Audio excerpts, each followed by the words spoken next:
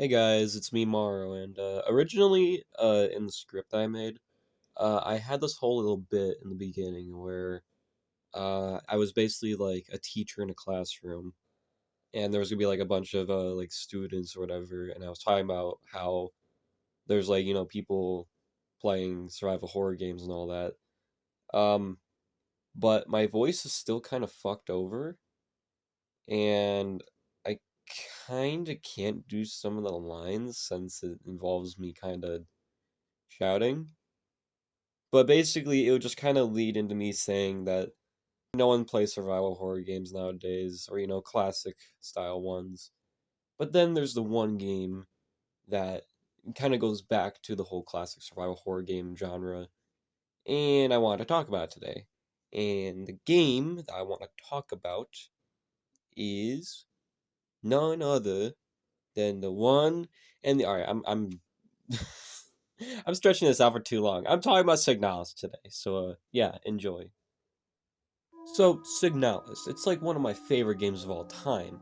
But why is it like really cool though? Like, why is it a good game? Well, first, let me talk about some background stuff about it so we can kind of have a little bit more. So we can kind of understand the game just a tiny bit more. So, this game came out last year in 2022, and surprisingly, it was made by only two people, those being Barbara Whitman and Yuri Stern. Now, since this was made by two people, development on the game was most likely really slow.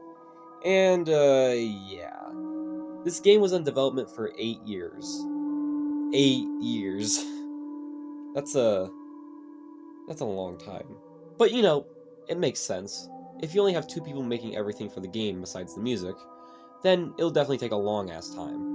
Was the wait worth it? Fuck yeah, it was. This game has the aesthetic of an old PS1 game, not only with the way it looks, but also the way it plays. But I'll talk about all those details a little later. First, let's talk about the story. I'm gonna try and make this a spoiler-free review, so yeah. In this game, you play as a replica unit named Elster, who is woken up from a deep slumber on her spaceship, which has crash-landed on a mysterious planet. Once Elster wakes up, she goes on a search for her Gestalt partner. She exits her spaceship and comes across a weird square gate thing, which leads to a hole in the ground, and once she enters that hole, she basically has entered hell. On her journey, she encounters many crew members who have been turned into corrupted zombie-like creatures, all shapes and sizes. Literally one of the enemies is legs. And, gonna be honest, the story is actually very confusing. Like, there's some characters here and there that do appear later on, but I don't know what their importance is 100%. Like, I know who the characters are and all that, but I don't know their backstory, their motives, and, all that. So the story is quite confusing. Like, there's a lot of things here and there that do appear early on in the game that also show importance later on, but again, I'm not 100% sure what they're supposed to mean. Although, I do kind of like that about the game.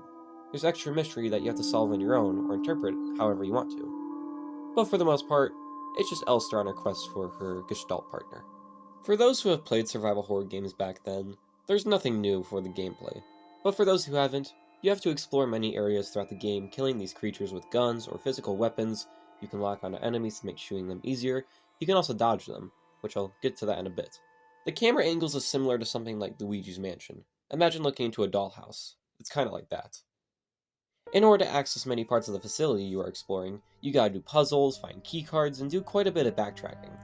Obviously, you have limited ammo, so in backtracking, you really gotta decide if you want to kill enemies in your way, because here's the scary thing. When you quote-unquote kill enemies, they actually don't die. They will come back after a little bit of time has passed. Unless you burn them. So it makes exploring the facility around pretty nerve-wracking, which is perfect for a survival horror game. Another thing is that your inventory is only limited to 6 slots, and the only time where you can store items is during safe rooms. So you can choose to have a lot of weapons or ammo if you think there's going to be a lot of enemies around, but when confronted with items to progress the game, and you don't have room to pick them up, you're going to have to go all the way back in order to clear up space without wasting any time. Very nice mechanic. During some parts of the game, you will encounter bosses, which are larger and more powerful enemies. And finally, you can acquire a radio station thing for some puzzles, and also survival.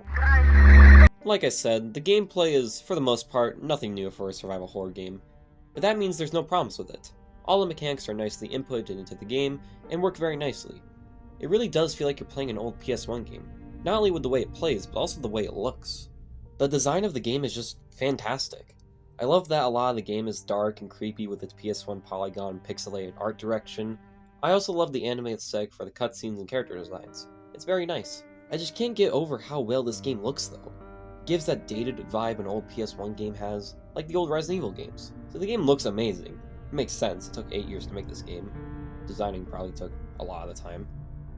Although a lot of that time was probably spent thinking of a story, because once again, this shit is confusing. Speaking of the story, there are multiple endings throughout the game, and to get each ending, you have to play the game multiple times, but different each time. For example, you can get an ending for beating the game slowly, or getting an ending for beating the game while using little to no ammo, stuff like that. I won't spoil what the endings are, because that'll be for when you play this game. Because trust me when I say this, you will want to play this game. This game has a perfect balance of what it's going for, and oh! I didn't even mention the music, man. The music in this game was made by Cicada Sirens and 1,000 Eyes, and oh man, they did not disappoint with their music.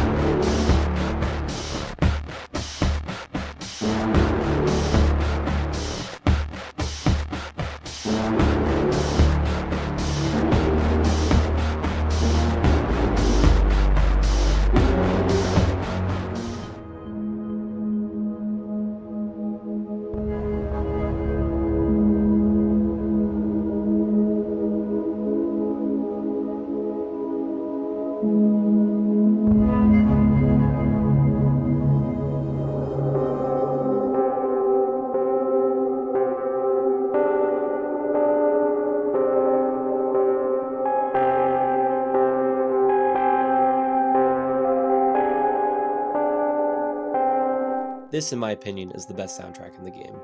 Without going into any spoilers, that's basically all the game has to offer. If this may seem short, well, a game doesn't need a shit ton of elements to make it good. Signalis is quite a simple game once you get down to it. Most survival horror games are also very simple. But that's one of the main reasons why this game is good in my opinion, because it has boundaries for what it's going for. The graphics are nice because they fit the old PS1 style, the gameplay is a top-down shooter, follows the survival horror elements very well, and the story, even though I don't understand it all, it's very interesting and nice. The music is fucking fantastic and fits the mood of the game very well. I can go on all day on why this game is amazing. But I think the main reason why this is one of the best games ever is because we finally have a great game that brings us back to the old PS1 days. And that is definitely something that most people have not been able to accomplish in this day and age.